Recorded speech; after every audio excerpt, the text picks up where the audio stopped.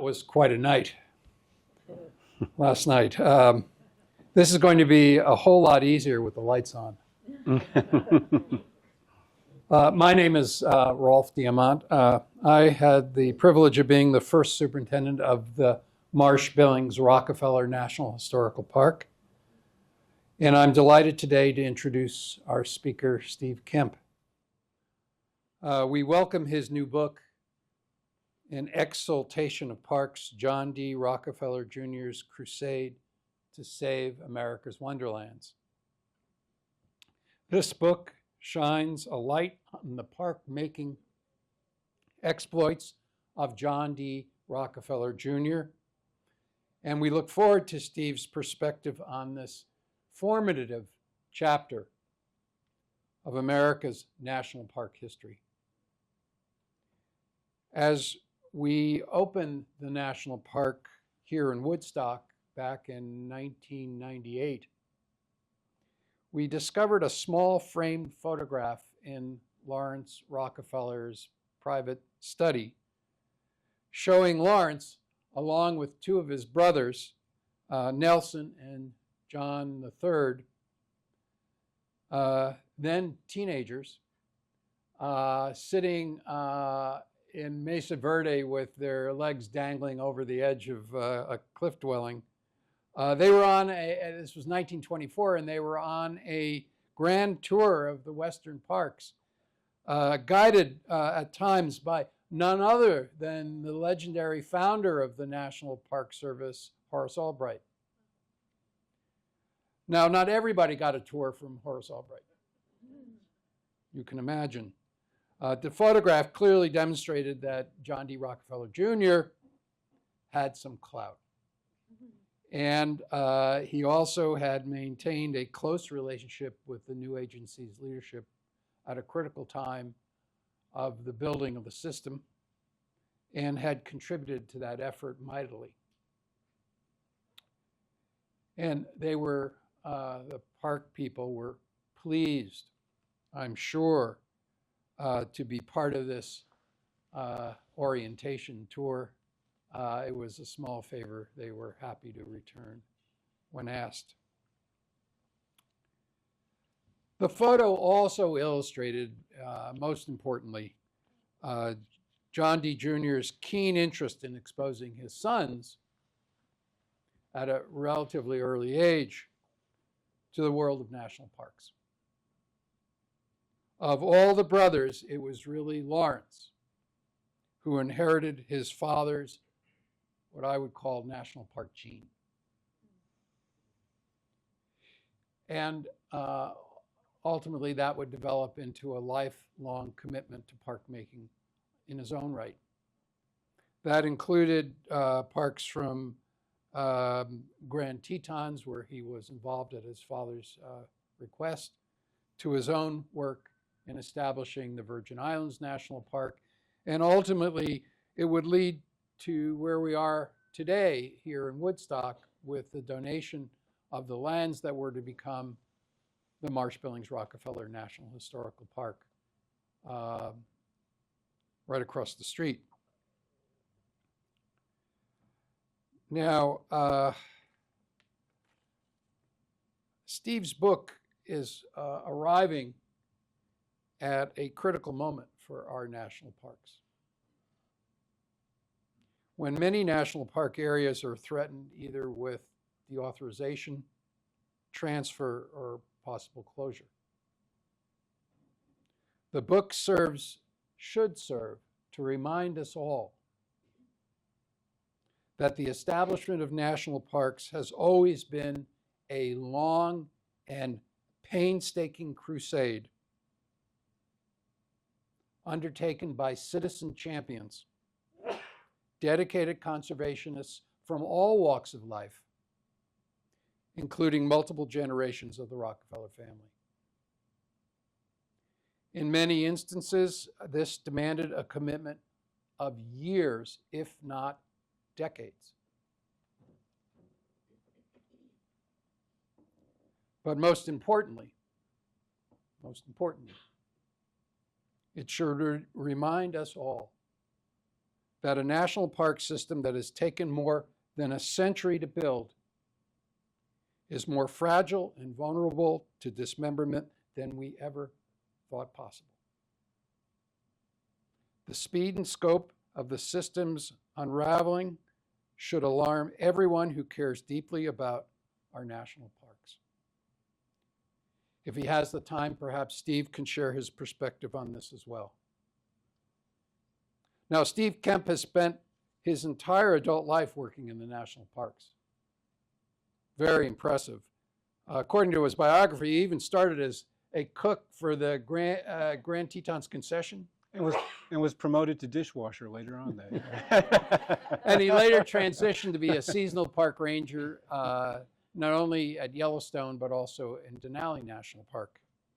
And then he went on to become the publications director of the Association for the Great Smokies National Park, the park's principal nonprofit partner. He's a graduate of the University of Montana's writing program, and he has contributed articles for magazines, including National Parks, the publication of the National Parks and Conservation Association, Outside Magazine, Outdoor Life, Smokies Life Journal, and he is the author of a number of books, including The Trees of the Smokies, Great Smoky Mountains, Simply Beautiful, The Blue Ridge Parkway in Celebration of the American Landscape, and that's forthcoming, and even a children's book, We're Going to the Mountains. Quite a resume. We are honored to welcome Steve. Please join me in asking him to come up here and share his thoughts and being part of Bookstock.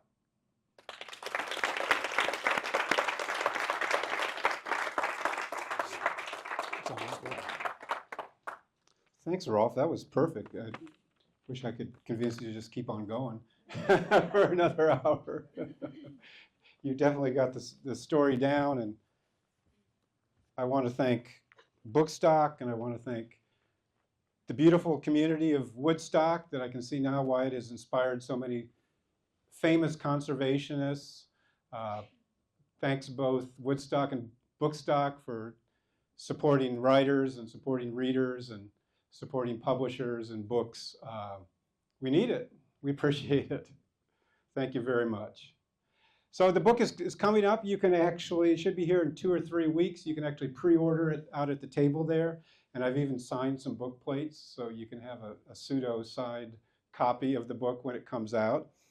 The title, Exaltation of Parks, does that remind anybody of another book title they've ever seen before? Come on, you readers. There's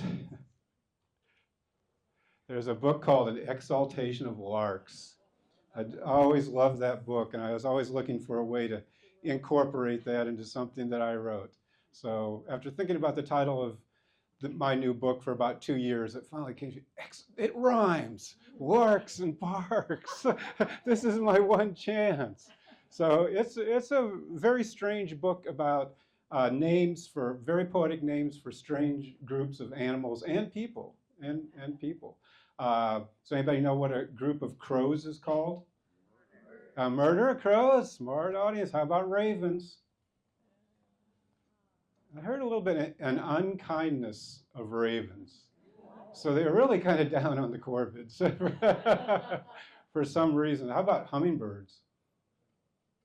Got those iridescent feathers, a shimmer of hummingbirds, a scold of blue jays, a swoop of swallows. And for you bookstockers out there, what's a group of readers called? This is a good one too, a browse of readers. So people, always ask what inspired you to write this book. For me, my inspiration was I grew up in Iowa, which has very little public land, almost none. That's my junior high band up there in the top left corner. Purple Haze, you may not have heard of us.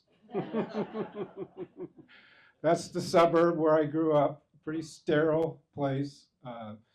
Surrounded by cornfields and soybeans, but despite that fact, I was a very outdoorsy, free-range kid.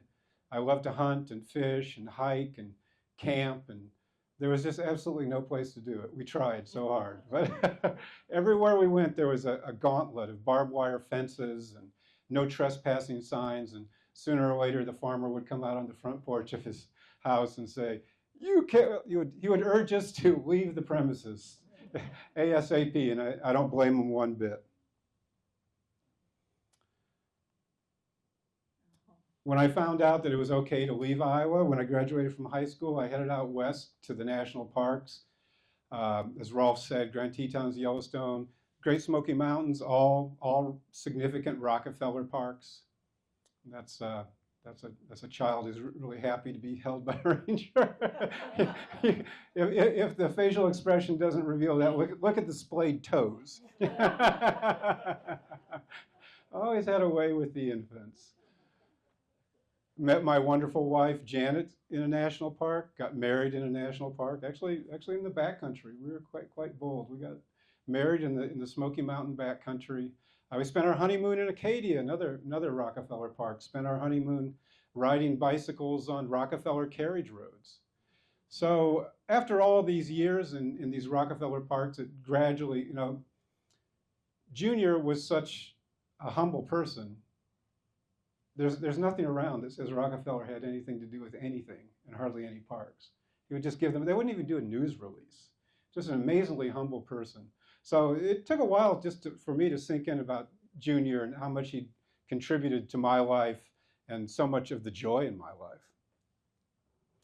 life. And then spending 40 years working in national parks, I began to realize that there were some tremendous obstacles and challenges to the National Park Service, especially recently, and that John D. Rockefeller and his collaborators, Mather, Albright, Kemp, might serve as a model of a way out of our current predicament.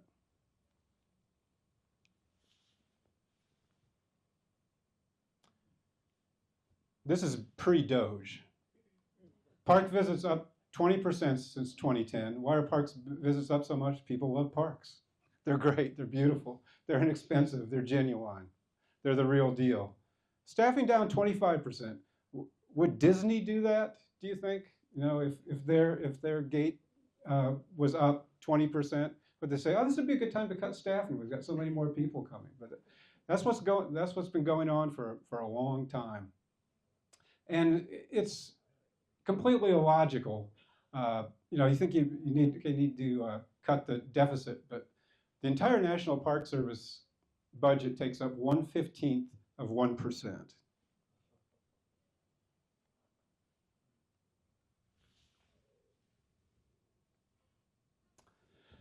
If you work in Great Smoky Mountains like I did, or if you've gone to Acadia in the summer, parks are ridiculously crowded.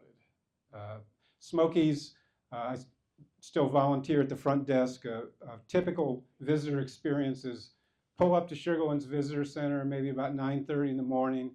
Every parking spot in the Visitor Center is full. One person circles the parking lot in the car while the other one jumps out and runs into the Visitor Center. They say, oh, we want to go to this trail. We want to hike up to this waterfall. And we tell them, yeah, that parking lot was full 3 hours ago. You can, come back tomorrow at 6 a.m. and you might be able to find a place. And this is for trailhead after trailhead. This is places like Klingman's Dome. Just totally unreal. You can go to Cades Cove and spend 3 hours driving 11 miles in bumper-to-bumper traffic. A lot of parks now you require reservations. Or timed entries, which is a good thing. It's an attempt to manage it, but it's a hassle too. To kind of take some of the spontaneity out of visiting a national park when you're only allowed to enter between 2:30 and 3 p.m. And it's loving to death the parks. The number of social trails in parks now, and the amount of vandalism, diminished experiences is horrendous. So who are we going to call? How about some Rockefellers? This is the two John D. Rockefellers. Senior on the left there, the wealthiest person in the world, most likely. Rags to riches story, came from absolutely nothing. Nobody really figured out why he did so well, but he was just very focused, very aggressive. A lot of people forget that he really made his fortune refining kerosene, not gasoline for cars. It was kerosene for lamps. So in the big picture of human technologies, kerosene for lamps was one of the greatest leap forwards for humanity, because all of a sudden people could do things after dark. They could read, they could work, they could study. And it was cheap, and it replaced whale oil. So if you were a whale, you were really pro-kerosene bandwagon. They're not what you'd expect from Gilded Age bazillionaires, though. Very frugal, always very philanthropic, always gave to the church, always had charities, very seriously religious. The Junior's parents were Northern Baptists, and Junior actually one of his goals was to unite all the denominations of the Christian faith under one. Junior was very unlike his father. He was a lousy business person. He was shy. He grew up in the shadow of this giant of a man and was very intimidated by it. He didn't seem to have any of the skills that Senior had. He had a lot of skills, but they just didn't apply to business. I think he was probably too much of a perfectionist to really, you know people like that, where everything has to be so perfect that it's not affordable and may not last long in business. Prone to depression, also very frugal. But if you remember, one thing about Junior was his devotion to duty. His mother used to ask the kids when they were trying to make a decision, is it duty? Is it right? Is it duty? The Rockefeller family felt a strong sense of duty. They always felt that their wealth had been given to them by God, and that their job was to spend it in a way that was fitting, that their God would approve of. He could have been out having fun. Right? The kid was the richest kid in the world. He could have been out having fun. He had very little fun in his life. If there was a happy place for the Rockefeller family, it was, or at least of Junior's generation, it was Forest Hill near Cleveland, overlooking Lake Erie. 700 acres.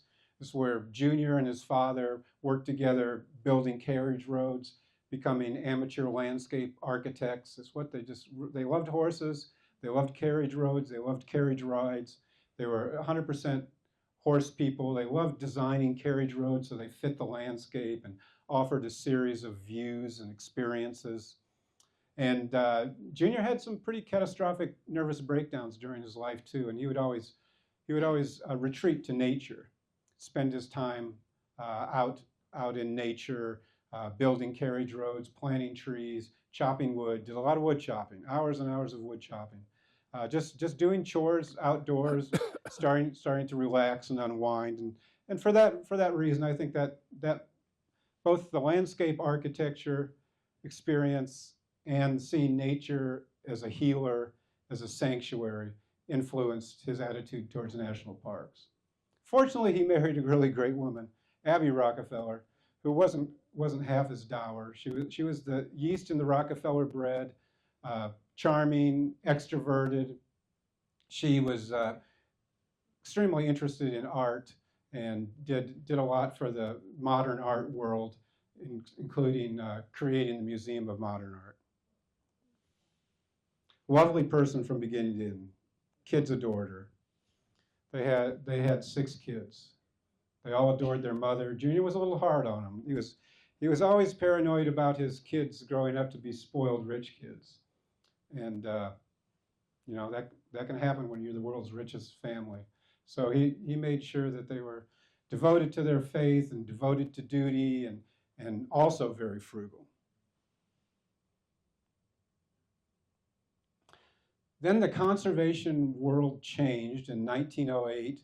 Abby was pregnant with Nelson, the future vice president, and she was due in July, and her personal physician informed her that he'd be spending the summer in Maine, so she would have to find another physician to help her through the delivery and all the pre-delivery stuff. And being Rockefellers, they could have said, well, yeah, we understand, you wanted to go to Maine for the summer, but I think this one summer you could probably take off and help deliver our next child. But they didn't say that. Very, very humble people. They said, I guess we'll be going to Maine too. So they packed up and they went to where their doctor was, Mount Desert Island, Maine, near where Bar Harbor is today. And in those days, it was kind of like the Hamptons. It was a Gilded Age millionaire's retreat. Big mansions, a lot of parties, a lot of booze, music. Some of the Gilded Age gazillionaires brought their mistresses instead of their wives to Bar Harbor, which was called Eden then. So it was a little too racy for Abby and Junior. They decided to look elsewhere. They found Seal Harbor, not far away. A lot of retired professors, physicians, and they found a little house there, someplace where they could crash. Fell in love with the area, just beautiful, had a view of the ocean, the mountains behind it. The whole family just fell in love with Maine, is still in love with Maine. They're still up there. As time went on, however, more and more gazillionaires moved to Mount Desert Island and built more and more second homes, and they built them in inopportune places like on the tops of mountains and right on the ocean. And of course, the people having this problem had already been there first, but you know how that goes. And there's also some advances in logging technologies, which was causing the whole island to be clear-cut.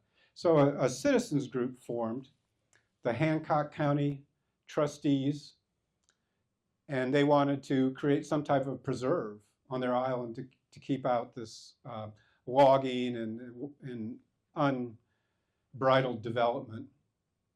They were able to amass over many years 3,000 acres of land. Some of it they bought, some of it was donated to them. A lot of it was donated by wealthy families who didn't really want to pass on their land to their children because they knew their children would sell it off and subdivide it. They wanted it to remain beautiful and wild, and that's a relevant lesson for today too. There's a lot of people like that. Great Smoky Mountains and other parks have a great benefit from people who want their beautiful land preserved. Two of the people involved, George B. Dorr, eccentric bachelor Boston Brahmin, a very wealthy family, and Charles Eliot, the president of Harvard. And they put together this 3,000 acre preserve, but once it was done, they realized it was actually very vulnerable to more development. They could be sued. They could lose their protections. And so they decided, well, we need to make this place in Mount Desert Island a national park. That's the only way to preserve it. So George B. Dorr, the eccentric bachelor, rounded up all the deeds into his bag and jumped in a train and headed for Washington, D.C. to find the National Park Service to turn over their lands for a national park, free of charge, of course. Of course, when he got to Washington in 1914, there was no National Park Service yet. There were a lot of national parks, but no National Park Service because these two mugs hadn't quite created it yet. Horace Albright, Stephen Mather, co-founders of the National Park Service. But George B. Dorr did find Horace Albright, luckily, in an office tucked away. He was a minor clerk in the Department of Interior. And Albright wisely suggested that he push for a national monument, which a president can create without help from Congress. It's pretty easy by comparison. But Albright looked at Dorr's deeds and said, but you've got some work to do first. You've your boundaries are too jagged. You've got a lot of empty spaces within your boundaries that still need to be purchased. And all these deeds need to be verified. The National Park Service, federal government, will look a gift horse in the mouth when it comes to just handing over your land. They have to make sure that you have legal title to it. So who are you going to call? You know, right down the road, there was John D. Rockefeller Jr., called by the family Jr., so I'll try to refer to him as Jr. They came to him and they said, wait, we want to create a national monument here. And his first reaction was, so you want to bring more tourists and their noisy, stinky automobiles to my most cherished place in the world where I come to relax and have quiet? Is that your plan? So his first reaction was kind of selfish. But the more they talked about it, and of course this time Junior was building lots and lots of carriage roads in what would become Acadia. Lots and lots of carriage roads. And he loved those carriage roads. And he loved the only thing he loved more than making a carriage road was riding with Abby in a carriage on the carriage roads and going to the Jordan Pond Tea House and having a snack of tea and dry toast. Still very frugal. So he also, they realized that maybe if we get him in on this and he can donate a significant amount of money and a significant amount of talent in like accountants and lawyers and realtors, we'll let him continue to build his carriage roads. That's what he really wanted, was out of the deal was carriage roads. But he also evolved over all the years. I mean, the Rockefellers are still at Acadia. They're still helping Acadia all the time. They're members of Friends of Acadia. But in all the years he was there, he evolved from being kind of the selfish rich guy with the big estate, which the Rockefellers did always share their estate with the public, much like the estate up the hill there was always open to the public. He by working with the National Park Service people and Dorr and Elliott, he realized that public lands could also be a valid form of his philanthropy. Before then, it was mostly healthcare and education and religion. And he was one of the first, really real bazillionaires who has helped public lands and national parks over the years with his wealth. None of the other Gilded Agers ever had much interest in national parks. So he actually started building not only carriage roads, but motor roads, even though he hated automobiles, detested automobiles, was still a horse guy. He realized through Mather and Albright, the Park Service directors, that Americans were going to come to love their national parks through automobiles. Automobiles were all the rage. Now we think of them as being anti-nature. Back in the 20s and 30s, they were how you experience nature. You got in your car and you drove out on these, because you're driving 20, 25 miles an hour. You drove out and you camped and you saw the sights, and that was your gateway to nature. Millions of people weren't going to come to Acadia and ride horses or ride in carriages. If it was ever going to become a successful park, it was going to have motor roads. And he built it incredibly expensive, all the roads. And just to give you an idea of how much of a perfectionist he was, when he was building Oceanside Drive, there was a naval station there, right where he wanted to put the road. So of course he could have routed the road around the naval station, but no, he decided he had to move the naval station. So over the course of many months and meetings, he convinced the Navy to move their naval station to a new spot, which of course he purchased and provided the housing and the wells and the roads and everything, just so his road, Oceanside Drive, could be perfect. Meanwhile, down south in Dixie, in Tennessee, where Janet and I are from, live, okay, that's true. We're immigrants still. Ann and Willis Davis made a pilgrimage to Yellowstone National Park. And they had a great time there. It was a train trip. They were pretty wealthy people. When they came back, Ann said, the the West was okay, but you know, our Great Smoky Mountains are just as pretty. Why can't we have a national park in the Smokies? And when she thought of national parks and Willis thought of national parks, he was, you know, connected to all the chambers of commerce and auto clubs and all of those kind of things. He was a shaker and mover in Knoxville, Tennessee. They thought about commerce. They thought about a tourist attraction in their backyard that would bring tourists, would bring hotels, diners, gas stations, commerce. That was what Knoxville was thinking of. There were others, some hiking clubs, some conservationists. There was a lot of logging going on in the Great Smoky Mountains at that time. So there were hiking clubs that wanted to save the mountains from the loggers. It was, you know, these beautiful hardwood forests, all those oaks and maple trees and basswoods and tulip trees and cherry trees. All that stuff was just coming down. I mean, people said they sheared the mountains like sheep. They didn't leave anything. This was going on. Old growth forests, they were losing 60 acres a day. But creating Great Smoky Mountains National Park was much more difficult than creating Acadia or probably any other national park in existence, because every acre of land for Great Smoky Mountains National Park was in private ownership. Ever imagine doing that? Buying 800 square miles of land that was all in private ownership. About 85% was owned by lumber companies, but there were over 1,000 small farmers there too.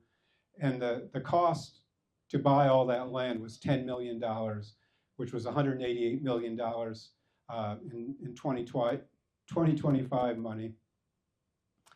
They raised the first million from citizens, from school kids, passing around special plates at church, from the banks, from the hotels.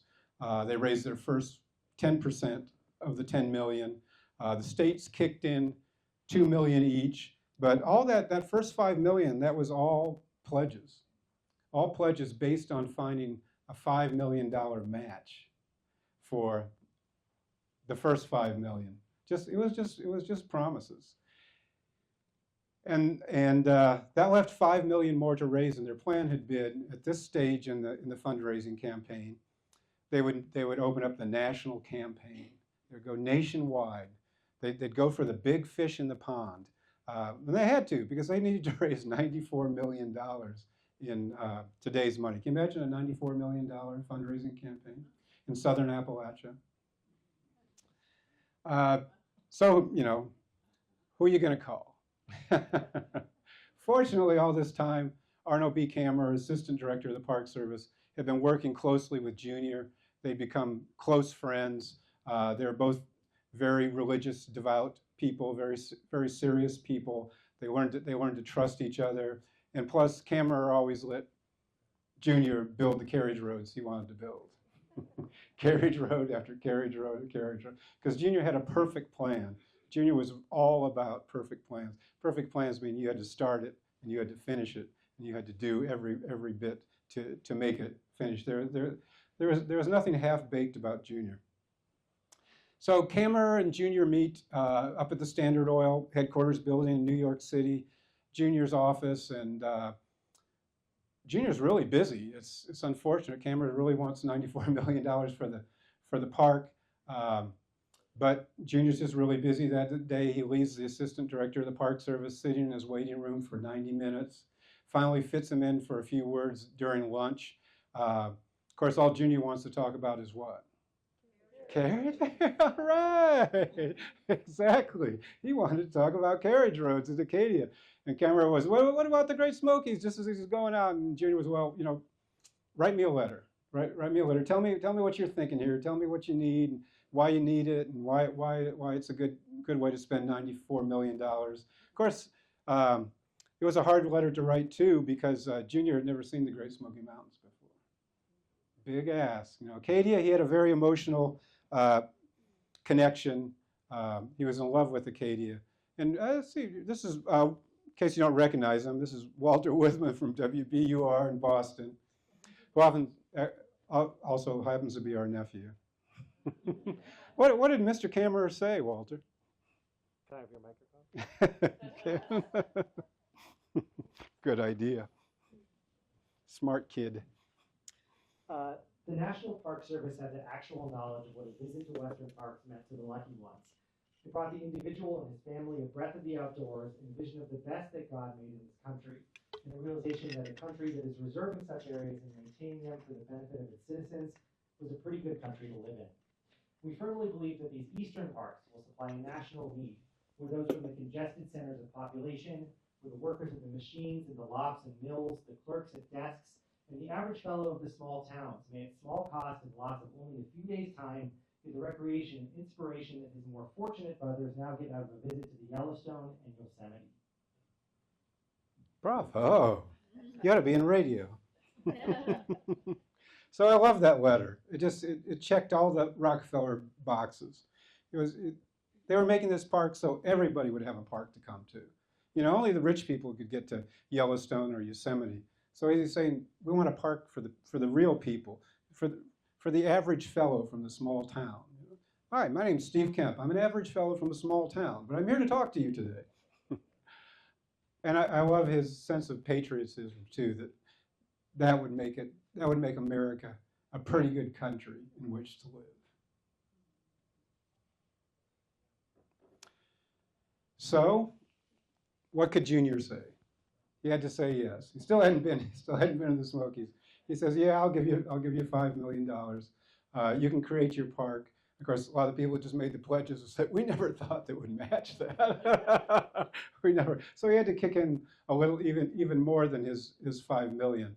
But one of his lieutenants, of course, Junior didn't go with the check and give it to the park boosters. You know, that would be too embarrassing for him.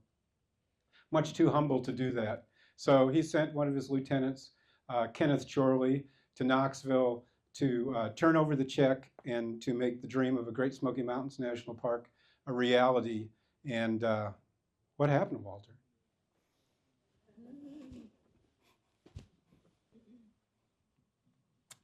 Folks in Tennessee were jubilant. According to Rockefeller advisor Kenneth Chorley, Knoxville went wild with excitement. It could be compared to nothing but Armistice Day. The declaration evoked, quote, extra editions of the newspapers, the blowing of factory whistles, the ringing of church bells. Everyone from bankers to politicians asked Chorley to convey to Mr. Rockefeller and the trustees of the memorial their sincere appreciation. Yeah, they actually rang all the church bells, blew all the train whistles, all the factory whistles for 10 minutes in celebration of their finally going to get their national park. What were the odds of that project coming to reality in the 1920s in southern Appalachia? 1924, as Rolf was talking about, the Rockefellers go on vacation. At least Senior and his three oldest boys, including Lawrence. And they go, one of the places they stop at is Yellowstone National Park, which was beginning to boom. It was after World War I. People were anxious to get out, see the country. They Rockefellers got to Yellowstone, to Gardner, Montana. And who was there to meet him? Horace Albright. This was the first time that Junior and Horace Albright met. And the train pulled up and the Rockefellers got down, and Horace Albright's plan was to whisk him off ASAP up to park headquarters, because it was 1924. Rockefellers were very famous, one of the most famous families in the world, and also kind of infamous too. There was a lot of negative ink about the world's wealthiest family, as you might imagine. So he was kind of concerned about that. But Junior threw a wrench in the works. He said, he looked at his boys and he looked at the Pullman porters unloading the baggage car, and they said, "Boys, looks like they have an awful lot of luggage over there to unload. Why don't you go give those porters a hand?" And so they went, and they had to wait until they unloaded all those trunks. You know, people traveled pretty heavily in those days. Again, Junior doesn't want to raise spoiled kids. He wants them to mix with ordinary people, to be, he's hoping they're going to come out to be ordinary, good Christian kids. So they finally get up to park headquarters, and Albright is planning their itinerary. It's a really weird itinerary. They only have 3 days in Yellowstone. He tells them to drive all the way from the north end of Yellowstone to the south end of Yellowstone on these crappy roads and take a look at the Grand Teton Mountains, like 120 miles away. Really on rough, bad roads. And you know, Junior says yes, and away they go. And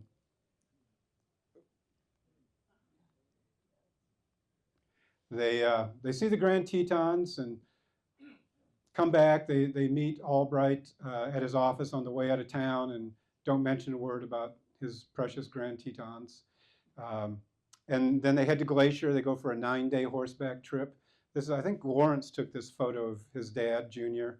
It's supposed to be the only photo of Junior with a beard. After 9 days with Native American guides around Glacier, they all got Indian names, Blackfoot names. And, you know, he looks kind of happy there, doesn't he? He was a pretty stressed out guy, but the more I look at that picture, I just think he was happy out in the woods. So Junior doesn't say anything good about the Tetons before they leave, but Horace Albright, Assistant Director of the Park Service, Superintendent of Yellowstone, does get a letter from Junior a couple of weeks later, and of course Albright's hoping he's going to say, "Oh, those Tetons, we got to protect them in some way." Doesn't mention a word about the Grand Tetons. He just said, "You know, I spent 3 days driving on your roads, and your roadsides are nasty. You know, for a national park, you know, don't you have a landscape architect? You can imagine what it looked like. You know, every mile of road was like that. When they built them, they just piled everything on the side. A lot of the trees died along the tries. So most people's national park experience was seeing nasty roadsides and dead trees and utility lines on both sides of the road." And Albright read the letter and did one of the smartest things he ever did. Instead of being defensive, he said, "You know, Mr. Rockefeller, I couldn't agree more. My roadsides are nasty, and I'd love to work with you in making them better." So for the next 5 years, he had Horace Albright, John D. Rockefeller Jr., corresponding several times a week, talking about the road size and sending pictures and spreadsheets and cost estimates. And, you know, Albright would have to wheedle like every dollar out of Junior, you know, every $200, $300 check to pay for the people who were cleaning the roadsides, who were laid off Park Service people. When they were laid off for the season, Rockefeller would employ them to help to clean up the roadside. So they get another, you know, 6 weeks of employment before the snow came, which maybe this is a good time to compare and contrast. Gazillionaires of today and gazillionaires of yesteryear. So you've got John D. Rockefeller Jr. here, and he's not just helping the parks. I haven't mentioned it yet, but he's also helping the park workers. When he met a superintendent who he thought was really productive but had a really low salary, he'd write him a check. Did that with several park superintendents. The Mesa Verde, like Rolf mentioned too, he had the superintendent and his wife there had $60,000 in medical debt, so he wrote him a check for $70,000. And he wrote checks to Albright too. He subsidized Albright's salary because it was just teeny tiny. Mather had to subsidize it as well. He did not only, you know, bought land for the parks. He bought services, museums, work crews, people. He had hundreds of workers in Acadia building the roads. And even during the Depression, he was one of the biggest employers. Compared to certain modern day gazillionaires who send, you know, Jan and I both spent our careers in the national parks, sent our friends and colleagues emails in the middle of the night urging them to quit. Then he went after everybody on probation. You know, those are your rookies. These are people you've recruited. You've got them through security. This is your up and comers. Fires everybody on their first year of probation. Would the NFL do that? Well, we're kind of tight on money. Let's get rid of the rookies. It's really, as Rolf said, it's really beyond belief. Probably a lot more firing to come. Some of the budgets kicking around Congress right now would cut the Park Service's already depleted budget by another third. In happier days, 1926, Rockefeller's come back to Yellowstone. Again, this time Abby's with him, so the kids are much happier. It's the youngest kids, including Lawrence, so he gets to make both trips. So you have to think that had something to do with his conservation future. They go out and they look at the roadsides, and they're beautiful. Albright's done great work, and that's really why Junior gave so much money to the Park Services, because he trusted the people. He knew he was going to get a lot of bang for his philanthropic buck. He had 100% confidence in that, and he loved working with the parks. Parks were actually a pretty small amount of his philanthropy overall. But of course, it's Albright, so what does he do? He takes them to the Tetons, shows them those beautiful mountains that are threatened in so many ways. They go drive right through Jackson Hole, and Abby especially is sort of appalled. There's utility lines between the road and the mountains. Like, who does that? You got two sides of the road you could put it on. There's ramshackle cabins and burned down gas stations and just tacky touristy stuff. The season's so short there. A lot of it was failing right from the start. And, Albright sits down the Rockefellers with a view pretty much exactly like this. It's in the evening, and he tells them about his vision for creating Grand Teton National Park. And he waves his arms around and points and talks about he's been working with local citizens and other grassroots conservation group. They really want to protect the Grand Tetons. And at the end of his sermon on the Mount, the Rockefellers just kind of smile. No comment. Not a single mention of the Tetons for the whole rest of the trip.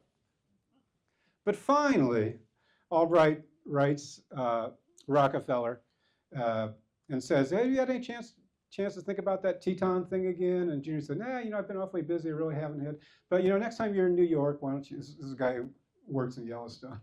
Next time you're in New York, why don't you pop by and we'll sit down with some maps and some figures and talk about it. So Albright goes to Manhattan. He goes to the financial district. The image on the right is the Standard Oil building. Junior's up on the 40th floor. The building on the left is their humble abode on Manhattan, little 10-story starter home.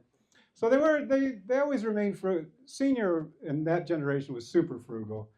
Next generation, not quite as frugal, especially when it came to homes and estates and things like that. But they would still, argue for 20 minutes over a hotel bill if they'd been overcharged.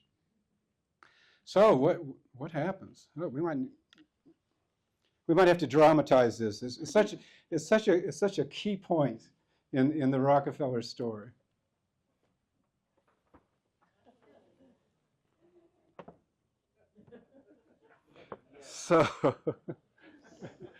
So I'm Horace Albright. This is John D. Rockefeller Jr., a.k.a. the Wassail King. Okay.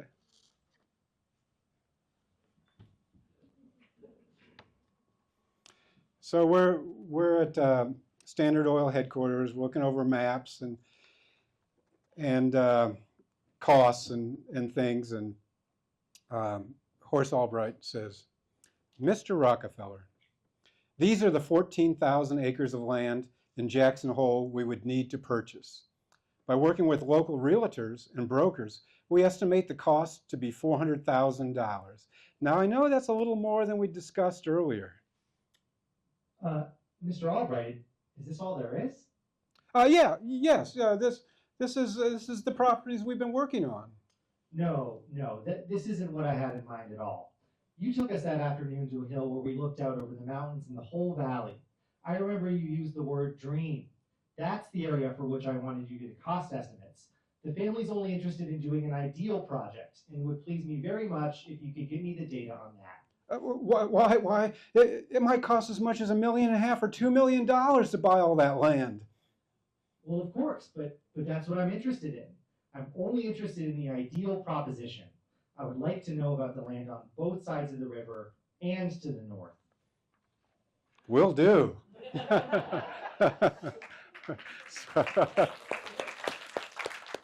Albright said he was flabbergasted and walking on air for the rest of the month. Imagine going during your fundraiser, going to somebody and they say, "Is that all you want?" And I'd like to give you a lot more than that. And so they started the Jackson Hole campaign. They formed the Snake River Land Company, which was kind of a bogus shell company because they didn't want to approach the property owners with a proposition that this is John D. Rockefeller Jr., the richest guy in the world, and I'm with the National Park Service, and we'd like to buy your ranch. So they formed this. It was actually Albright's idea. It didn't turn out to be a great idea. They formed this shell company. Had good luck buying land because if you've been to Jackson Hole, it's at 7,000 feet. It has Arctic-like winters. It's a lousy place. Slow the hat on time. It's a lousy place to raise cattle or any type of crops, and ranchers were always going out of business, right and left. So most of the land was easy to buy, not all of the land. Mrs. Geraldine Lucas from Iowa, a widow from Iowa, she owned probably the most beautiful piece of land in the entire world.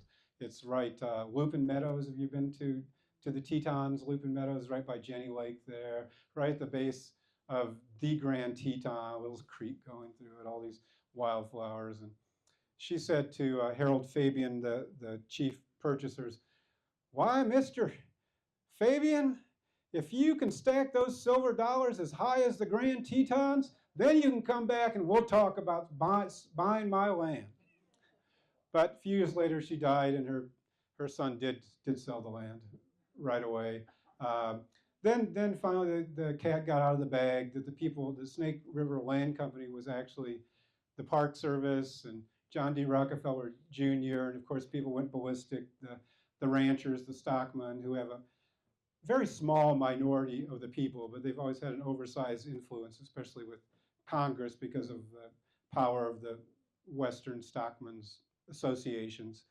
Went ballistic. They formed their own newspaper. Town of Jackson had like 2,000 people. Now it had 2 newspapers. One of them was devoted entirely to bad-mouthing the national park proponents. They called the Snake River Land Company people the Snakes. And they had a great time. There's some great journalism there. Week in and week out, they put down the exposed, new scandals every week. 1933, there was even a congressional investigation that didn't find any wrongdoing by the land company when they purchased the land. And also, Horace Albright decides to quit the Park Service at this point. He's worn out. It's a terribly demanding job. Took a heavy toll on he and his family. He promises to keep helping with the Jackson Hole thing. But all of a sudden, Junior's left with Albright's gone, Mather's dead, Kammerer's still around, but he works mostly on eastern parks.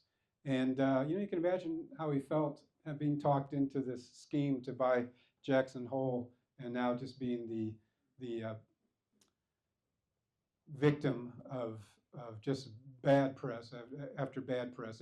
Some people say, well, Rockefeller philanthropy for national parks was just greenwashing, but was this good greenwashing?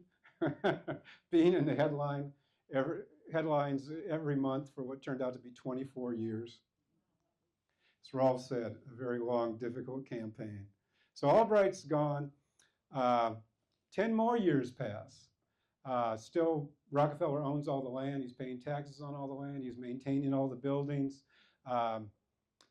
The Western stockmen keep blocking legislation to accept the land. Somebody said, yeah, in a nutshell, John D. Rockefeller Jr. is having a hard time giving away $2 million worth of land. keep blocking it. Finally, Junior says, take it or leave it. I'm done. So I'm going to sell it off if you're not going to take it. I think he was probably bluffing because he'd done something similar in Acadia. But he gave him the ultimatum, and FDR, never wanted to back away from controversy. He said, "Okay, we'll take it."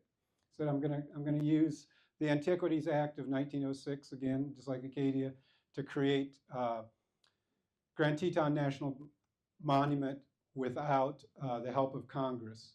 And so he signs it, smiles. It's middle of World War II, just pretty. FDR actually doesn't get enough credit for being a great conservationist. So that makes people even angrier. That was like even kicking the hornet's nest one more time. So the stockmen get together and they do a brilliant publicity stunt.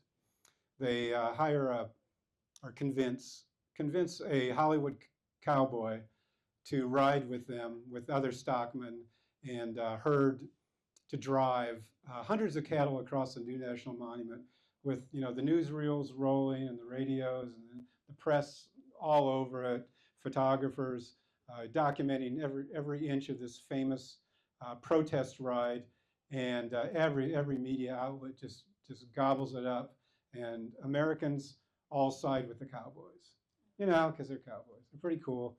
They're independent. Their way of life is being threatened. So America really sides with the cowboys. So you can see why Junior said after all this was over that the Jackson Hole controversy was burned into his very soul.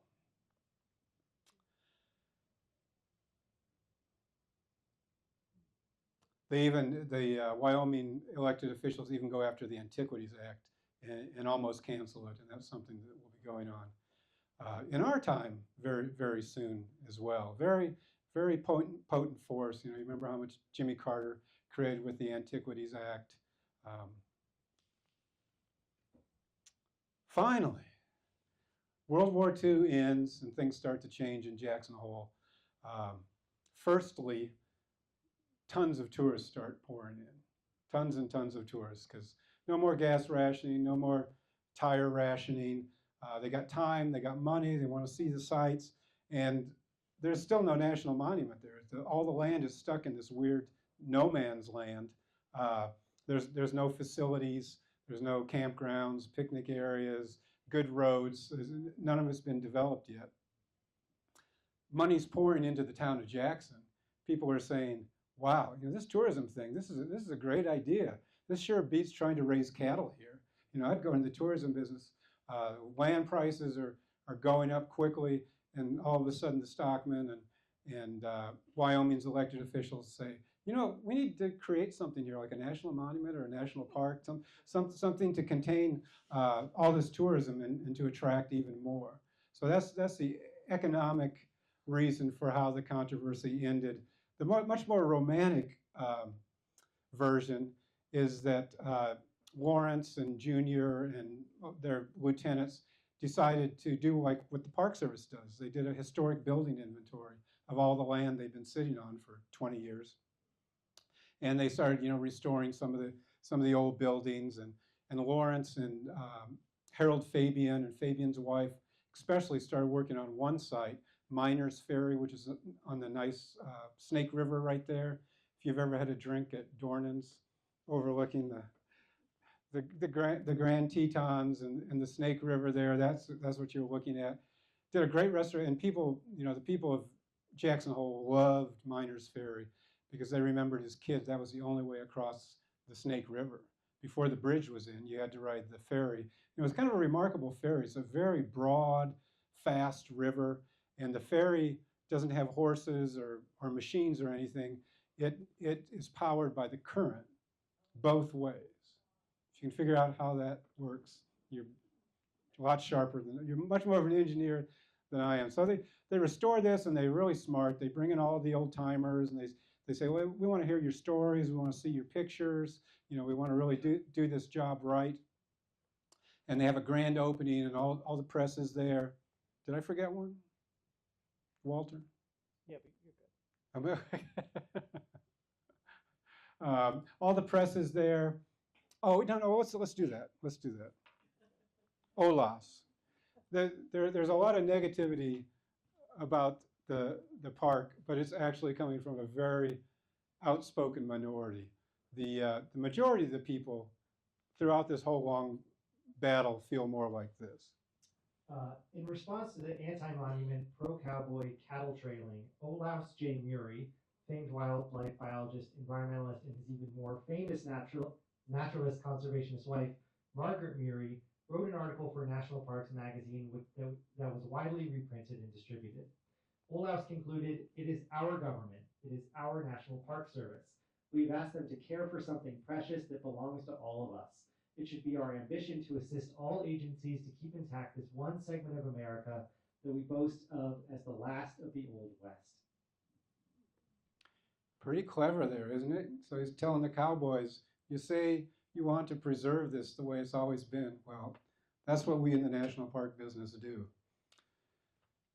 Miners Ferry, is broadcast live on the radio, and they say the first ferry ride by the oldest of the old timers. They said the tears were just running down their cheeks, and local people's attitude towards the Rockefellers and the national parks has really changed.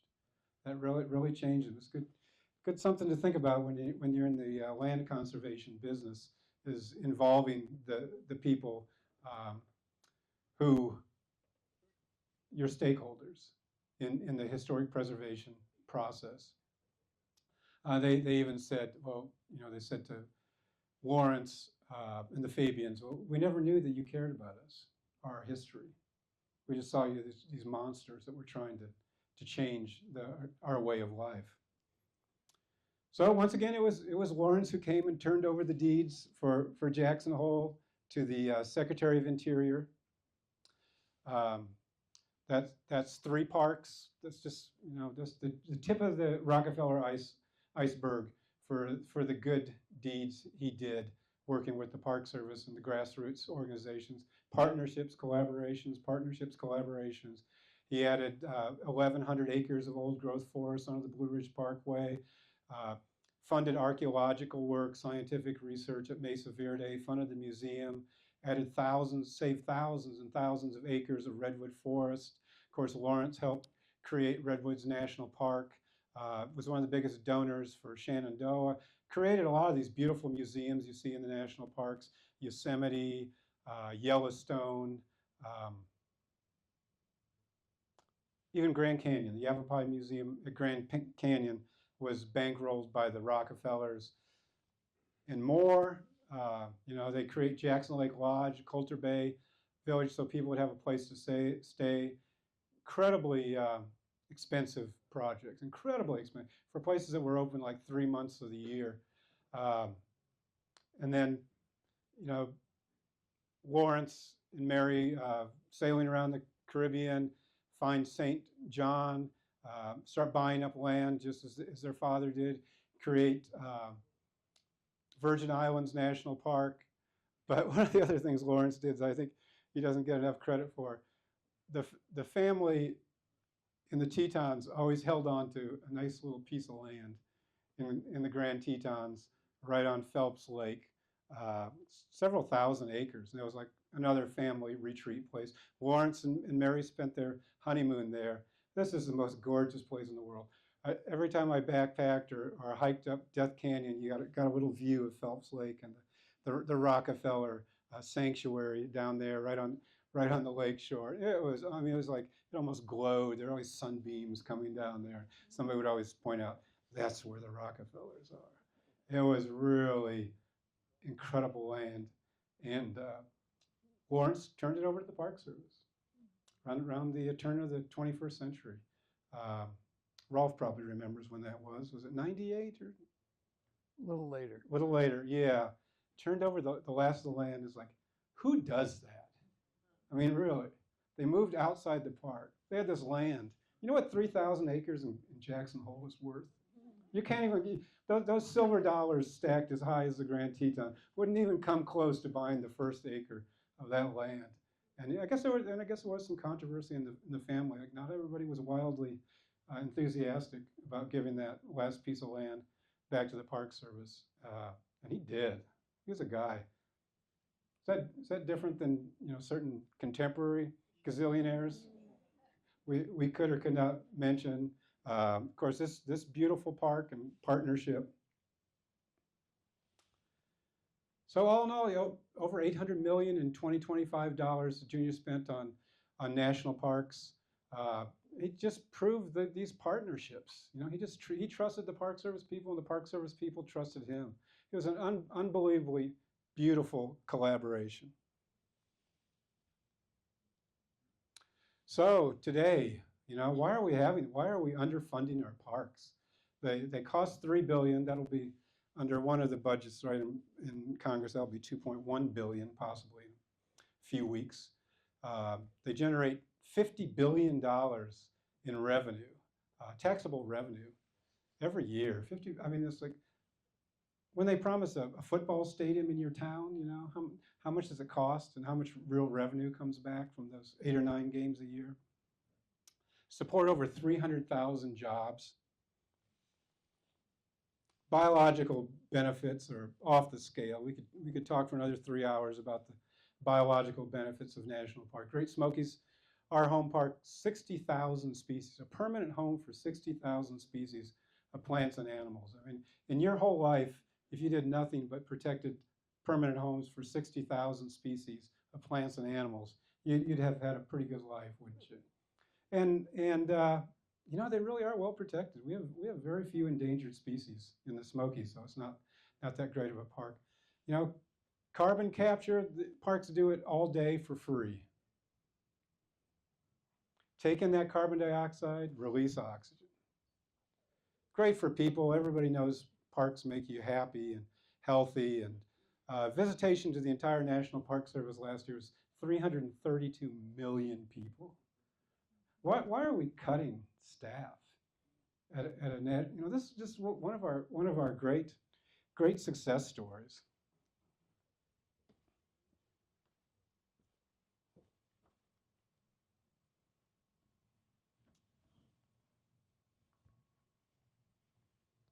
And even though we have a lot of national parks, we have a lot of country too. We've got the beautiful Cascade Mountains, the Sierra Nevadas, the Rocky Mountains. You ever wonder why the Rocky Mountains are so vast? And Rocky Mountain National Park is such a teeny tiny thing.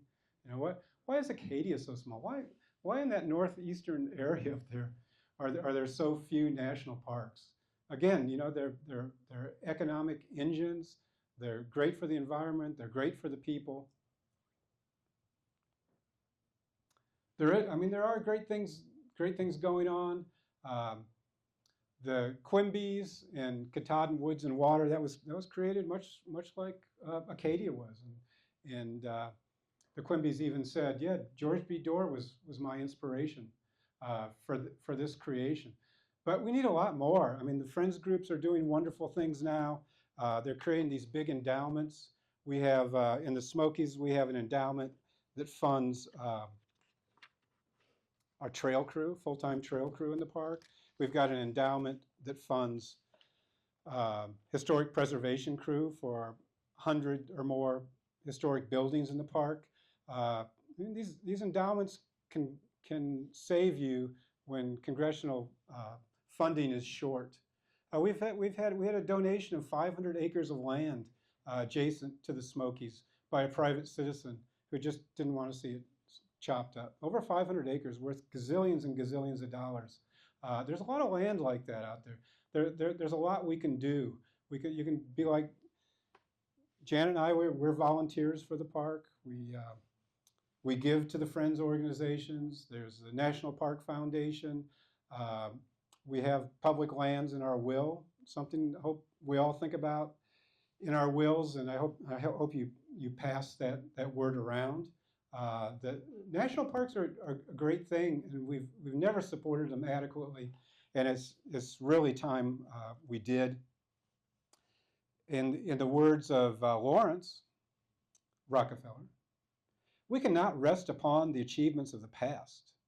Each generation must not only be stewards, but activists, innovators, and enrichers. Was he alive last year? We look forward to the day the message of conservation stewardship will once again go out across the nation from the hills of Vermont. And I can see why. This area has so many conservationists. The beauty is overwhelming. It just inspires you. Everything good that happens in my book happens because of love of nature's beauty. That's our show. Thanks to the cast and volunteers and Bookstock folks.